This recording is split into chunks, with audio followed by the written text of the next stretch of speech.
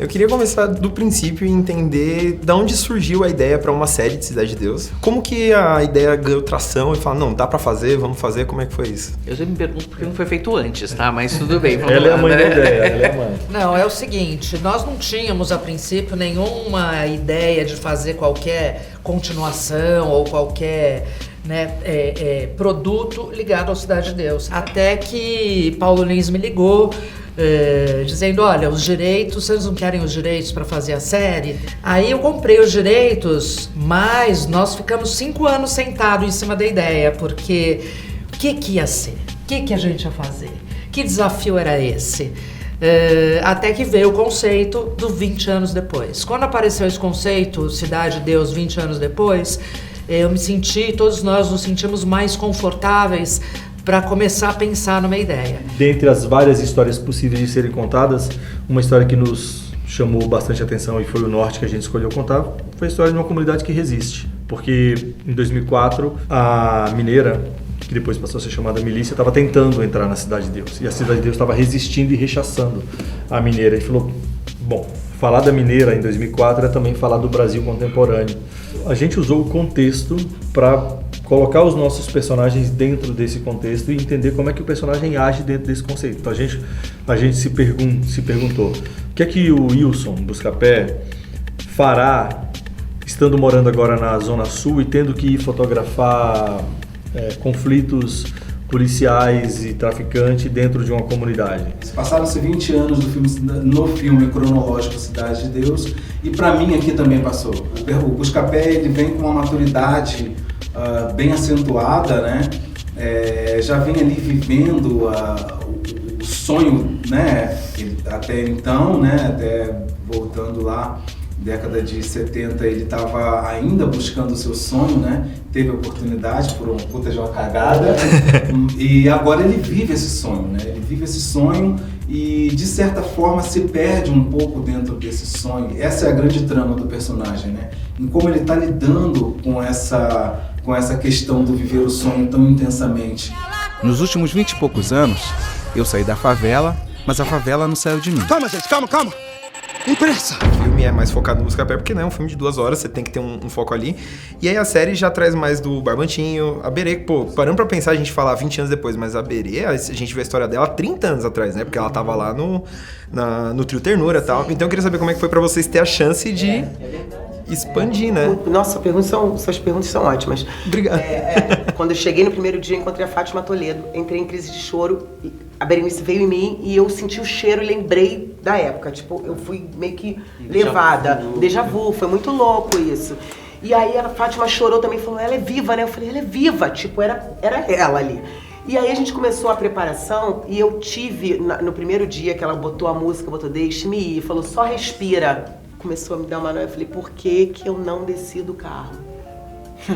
E aí eu fiquei muito mal, por que eu não desci do carro? Fui até lá, porque ele podia ter vivido, ele podia ter... E isso tudo foi me preenchendo, e aí isso foi me construindo, que aí eu lembrei, falei, cara... E pra continuar na comunidade, fiquei com outro cara, que era o que passa lá um flashzinho. Sim, rapidinho, que me sacaneou. Eu fui presa por causa dele, fiquei um tempo na prisão, engravidei, tenho uma filha. Então, assim, tudo foi vindo, me preenchendo, sabe? Nesse lugar. Fico até questionando, será que minha filha não é do cabeleireiro? Ai, será que não é?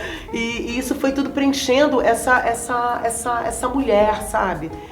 E ser uma mulher preta, né, dentro de uma comunidade, naquela época, e conseguir sobreviver 20 anos depois, totalmente independente, né? É uma experiência linda, porque a gente também pode contar que é uma história de vitória. Cidade de Deus é uma parada gigantesca, né? É um dos nossos maiores filmes de todos os tempos. Então, como é que foi simplesmente ali a emoção de, tipo, pô, eu vou fazer parte do novo capítulo de Cidade de Deus? Eu me dei conta disso, a ficha caiu no meio do caminho, assim. É uma alegria, assim, imensa, só de ter sido chamada para fazer o teste, porque eu fiz um bom tempo depois, quando eu nem achei até que já tivesse encerrado os testes, e quando chegou o convite para eu fazer o teste, eu falei, caramba, ainda tá rolando o teste? Eu falei, então tá bom, então dá tempo.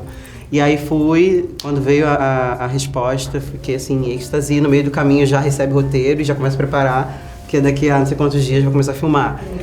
Quando eu soube que ia fazer, fui tomada de uma euforia. Primeiro porque eu já estava completamente fascinada pela personagem, que era um mistério pra mim.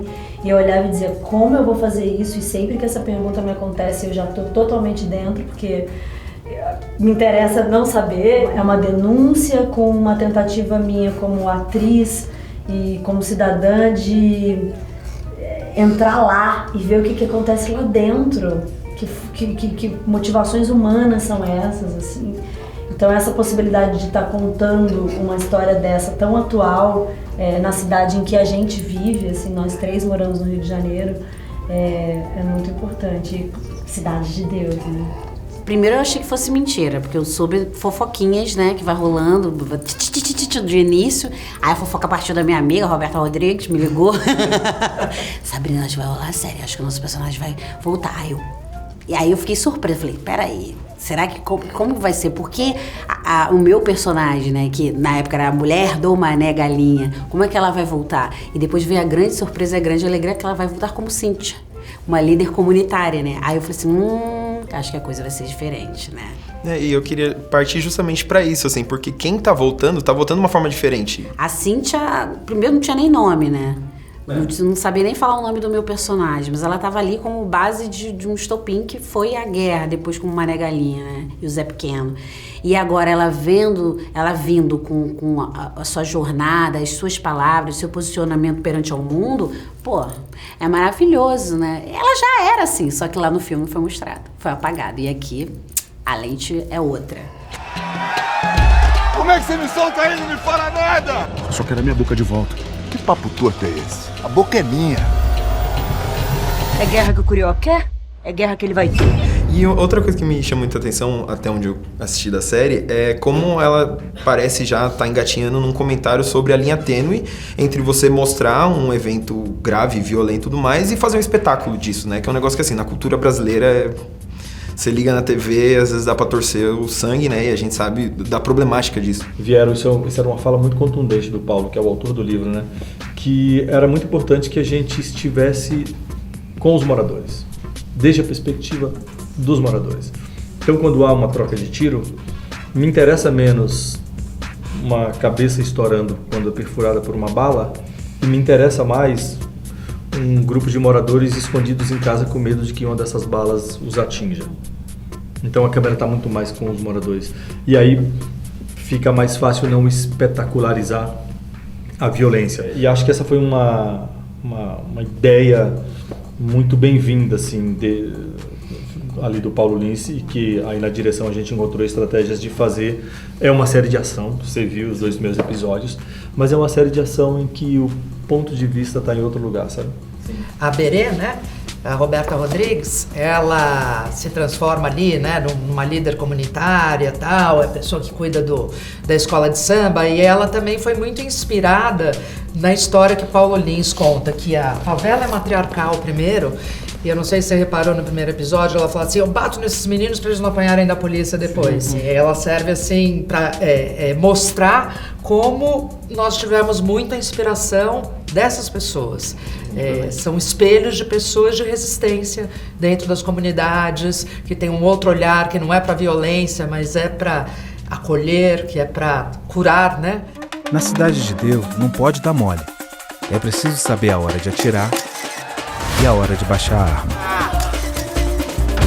E aí uma coisa, né, que querendo ou não acompanha a série, apesar de todo o legado e tudo mais, é agora o selinho de original da HBO, porque afinal de contas a HBO tem quase que um selo de qualidade, porque é lar de séries, né, gigantescas. E aí eu queria entender um pouco de como que foi imagino que essa parceria que fez a HBO olhar pra Cidade de Deus e falar, não, isso aqui tem que ser meu, sabe? Quando veio o convite, eu brinco que era uma coisa assim, tipo, você tinha que fingir normalidade de alguém tá te oferecendo Cidade de Deus e fazer um jogo de que, será que eu quero? Blazer, né? Namoro. E na verdade o que você queria era falar, me dá isso aqui agora, onde eu assino, né? Quando a gente começa. E veio muito pronto todo esse conceito que é dos 20 anos depois, da visão, então era muito confortável insuportável, na verdade, pra HBO. Pra parte de quem tá chegando, eu achei muito interessante essa sala, porque a gente tem os dois lados ali da lei, né? A sua personagem como alguém que tá investigando o crime, e a sua alguém que tá ali ativamente mexendo as cordinhas e tudo mais. E eu queria muito saber, você já falou um pouquinho mais das duas, como é que foi encarnar esses personagens que, assim, são fictícios, mas que ao mesmo tempo estão representando pessoas muito reais dentro desses contextos, né? Na série ainda não se explica o porquê que essa jornalista brasileira, já erradicada na Espanha há muito tempo, resolve vir para o Brasil para investigar, colocar uma lente, entender o crescimento da polícia mineira ali naquele local. Acho que ela fala muito sobre muitas pessoas também que não estão ali no dia a dia da comunidade, mas ajudam, colaboram para que denúncias sejam feitas, que existam melhorias, né? Então ela é um personagem fictício, mas que exatamente é inspirado em tantos outros que a gente tem por aí e em várias áreas, né? A série tem isso como linha de frente mesmo. E esse grupo da corrupção sistêmica que age sempre em benefício próprio, sempre de acordo com os próprios interesses, versus esse grupo de bons políticos, somado a figuras importantes da sociedade civil, como jornalistas, líderes comunitários e tudo, que agem em conjunto para um bem comum de transformação social. Essas duas forças que movem a cidade do Rio de Janeiro, que estão na raiz da cidade do Rio de Janeiro, como é a lida dessas duas forças, né? Eu queria saber de vocês, qual foi o momento, ou quais foram os momentos mais desafiadores do projeto, assim, até que vocês conseguem se lembrar, assim?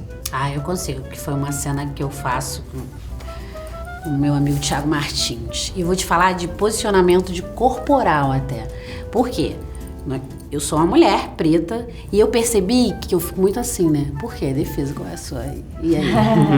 Eu tenho que me defender, né? Eu olho a pessoa assim... E tem o nosso tamanho também, né? Exato, também. Que nós somos... geográfica no mundo. Nós somos baixinhas, mas a mulher a gente precisa de uma defesa perante esse mundo machista. E teve uma cena que eu precisava ficar muito vulnerável. Isso aqui não cabia. Cara, eu lembro na preparação, a Fátima, baixa a cabeça. Aquilo me deu uma agonia. Falei, meu Deus, mas é isso, né? Ela tem medo disso tudo, ela precisa baixar a cabeça. Aí você vê, meu Deus, a arte, ela é terapêutica mesmo. Mas isso é muito forte que você está falando, porque eu não me lembraria desse momento, mas posso destacar momentos parecidos de violência do masculino em relação à minha personagem, que é uma personagem muito, muito destemida e muito fascinada pelo poder, portanto ela é impulsiva nas suas ações, ela tem uma loucura perigosíssima, assim.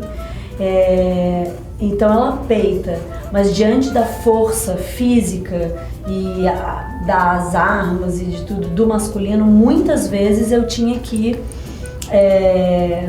entubar e realmente ficar com medo e entubar, e o quanto aquilo é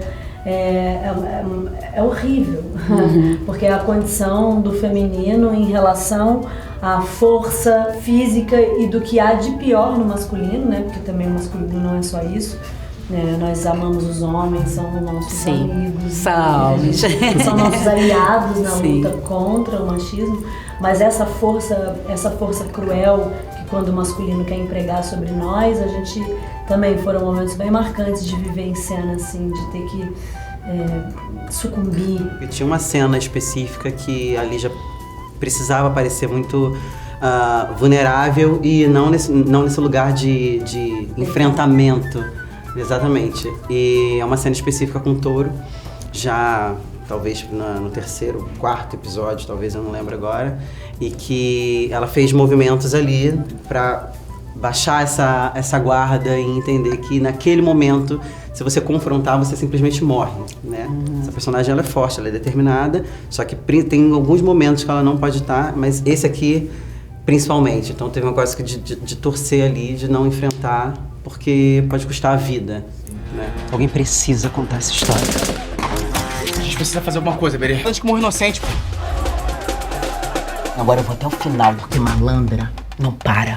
Foi mesclar a identidade original do filme, que é icônico, sabe, por natureza, com uma parada nova, porque afinal de contas a cidade a série é um produto quase que é a parte, é uma continuação, né? Não deixa de ser. Então, é Cidade de Deus, mas também é algo novo. Como é que foi unir esses mundos? Ali no piloto a gente faz alguns acenos ao filme, principalmente utilizando trechos do filme como flashback. E isso faz com que o fã do filme fale, uau, que massa, que legal, olha como o Buscapé virou o Wilson, olha como o Barbantinho virou o Barbantinho agora político e tal. Então tem uns acenos, mas como a gente está contando uma outra história 20 anos depois, com novos personagens, com um novo diretor, com um novo olhar, com uma nova mirada, aos poucos é como se houvesse uma passagem de bastão. Você vê que no episódio 2 o ritmo já muda, a postura de câmera já muda, porque aí eu começo a me colocar um pouco mais, né? No primeiro eu presto ali toda a homenagem que o filme merece e precisa, mas aí já pro final do episódio 1 eu vou dizendo pro espectador, bom, mas a história agora é outra e é contada por um outro contador de história. Cidade de Deus, ele tá ali, ele é um quadro, ele tá no museu, ele tá ali. Mas aquele pintor que fez aquilo ali, tem outras pessoas que se inspiraram ao ver aquilo ali. E que vão fazer outros quadros que tem uma ligação com ele, mas é uma nova leitura. Uma nova leitura. A minha preocupação era que quando as pessoas assistissem a série, elas não conseguissem ver o Cidade de Deus presente.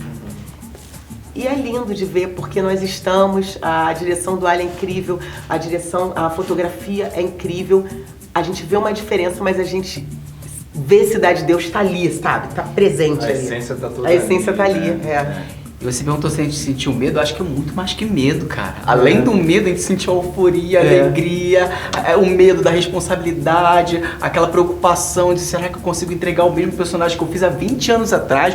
Olha o tamanho disso tudo, assim.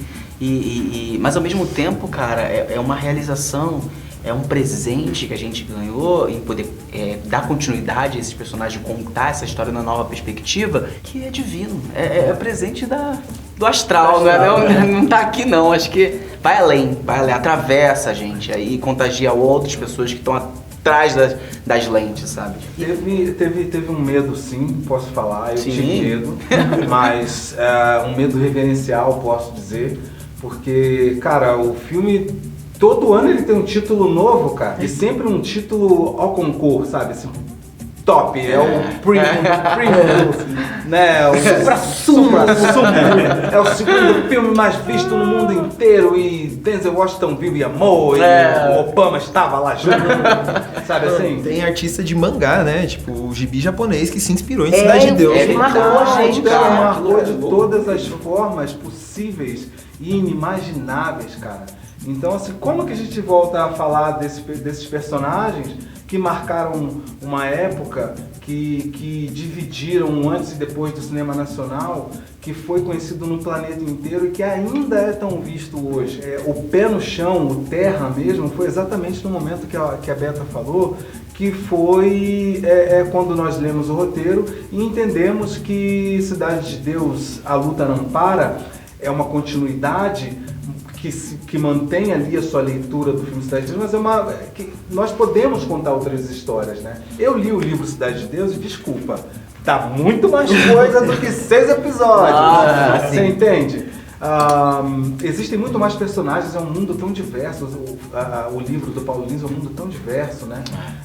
Tem tantos outros milhares de personagens para serem explorados ainda, e eu diria que poderíamos ir até a 15ª temporada. Eu concordo! Não é mesmo? Mostra a velhice, né? Pra gente estar nesse lugar que você vê o ator envelhecendo ali, de repente você acorda, o ator envelheceu, que isso? Avisa pra geral que o grande Buscapé tá de volta, hein? Pô, já te falei mó tempo que na Buscapé, o Wilson. Não mete essa, Buscapé.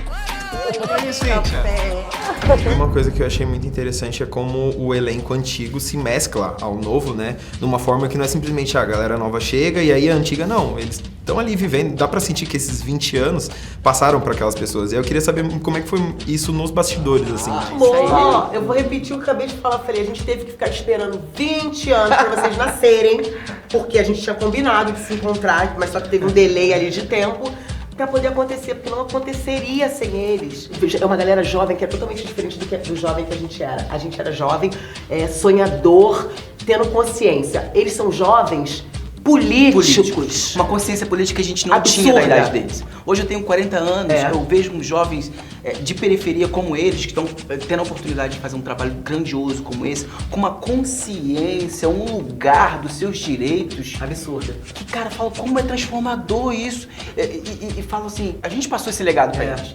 E, sabe, a gente... Foi a gente que moveu isso dentro deles, Exatamente, sabe? cara. E essa consciência é muito bonito de ver, que fala, o mínimo que passamos, esses jovens não vão passar mais. Não vão, eles não vão permitir isso mais na vida deles. É interessante que, pô, eles saem exatamente do lugar que ele tava contando a história. Nada é por acaso, né? Nada é por acaso. Então, assim, foi os momentos de felicidade no set, meu, total.